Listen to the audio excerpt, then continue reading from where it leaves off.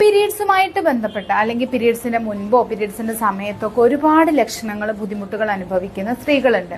ഏത് തരം സ്ത്രീകളിലാണ് ഇത്തരം ബുദ്ധിമുട്ടുകൾ കൂടുതലായിട്ട് കാണുന്നത് എന്ന് നമുക്ക് നോക്കാം.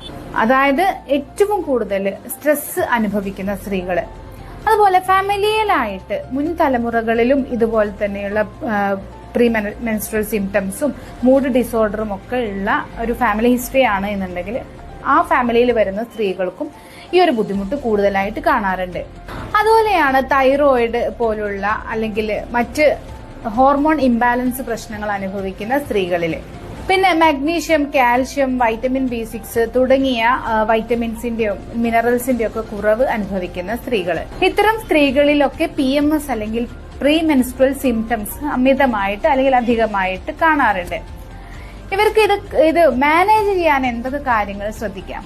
അതായത് റെഗുലർ ആയിട്ട് എക്സസൈസ് ചെയ്യാം, ബാലൻസ്ഡ് ആയിട്ട് ഫുഡ് കഴിക്കാം, നല്ല ഉറക്കം ലഭിക്കുന്നുണ്ട് എന്ന് ഉറപ്പുവരുത്താം. അതുപോലെ തന്നെ സ്ട്രെസ് മാനേജ് ചെയ്യാനുള്ള കാര്യങ്ങൾ, യോഗ, മെഡിറ്റേഷൻ പോലുള്ള കാര്യങ്ങൾ ഒരു ഹാബിറ്റ് ആക്കാം. മാഗ്നീഷ്യം, കാൽഷ്യം, B6 പോലുള്ള സപ്ലിമെന്റുകൾ എടുക്കാം. അതുപോലെ തന്നെ നമ്മുടെ പീരിയഡ് ശരിക്കും മനസ്സിലാക്കി വെച്ചിട്ട് ഏത് സമയത്താണ് പീരിയഡ്സ് വരുന്നത് ആ ഒരു സമയത്തിനെ കുറിച്ച് ഒരു ഏകദേശ ധാരണ ഉണ്ടായിട്ട് തന്നെ നമ്മൾ ഇത്തരം കാര്യങ്ങളൊക്കെ നമ്മളൊന്ന് ശ്രദ്ധിക്കേണ്ടത് ആവശ്യമാണ്.